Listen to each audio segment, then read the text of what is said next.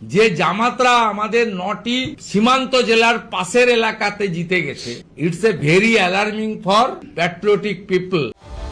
বাংলাদেশের নির্বাচনে ভারতের সীমান্তবর্তী জেলাগুলোতে জামাত ইসলামী বিজয় নিয়ে নতুন করে দুশ্চিন্তায় পড়েছে ভারত। পশ্চিমবঙ্গের বিজেপি নেতা শুভেন্দু অধিকারী বলেন, যারা চিকেন নেক কেটে ফেলার স্বপ্ন দেখে তারা পশ্চিমবঙ্গের সীমান্তবর্তী এলাকাগুলোর পাশে বাংলাদেশের যে জেলাগুলো আছে সেখানে জিতেছে। এটা আমাদের জন্য আশঙ্কার। এমন অবস্থায় সীমান্তবর্তী এলাকাগুলোতে নিরাপত্তা জোরদার করার দাবি তোলেন তিনি। কিন্তু প্রশ্ন উঠে, বাংলাদেশের নির্বাচনের পর ভারতের কেন দুশ্চিন্তা বেড়েছে? এর পেছনে কি কারণ থাকতে পারে?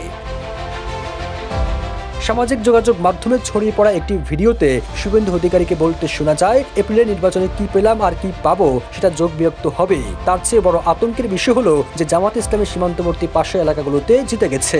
এটা খুবই অ্যালার্মিং এবং আতঙ্কের। তিনি বলেন, আওয়ামী লীগ না থাকার সুযোগ নিয়ে সেখানে জামাত ইসলামী জিতেছে। যারা মৌলবাদ ও জঙ্গিবাদের উপর নির্ভর করে, যারা চিকেন নেক কেটে ফেলার স্বপ্ন দেখে, এটা আমাদের জন্য আশঙ্কার। ভবিষ্যৎ হোক নিরাপদ, বিনিয়োগ হোক বিশ্বস্ত, আর আমার পছন্দ সল্ট বে। ওয়েলকাম টু সল্ট বে। পশ্চিমবঙ্গের সীমান্ত এলাকার নজরদারি আরো জোরদার করার দাবি জানিয়ে শুভেন্দু অধিকারী বলেন, বাংলাদেশের সাম্প্রতিক নির্বাচনে জামাত ইসলামী সাতক্ষীরা থেকে শুরু করে রংপুর পর্যন্ত একাধিক জেলায় মোট 68 আসনে জয় পেয়েছে। এই জেলাগুলোতে পশ্চিমবঙ্গের সীমান্ত অঞ্চল লাগোয়া, তাই আমাদের সতর্ক থাকা প্রয়োজন।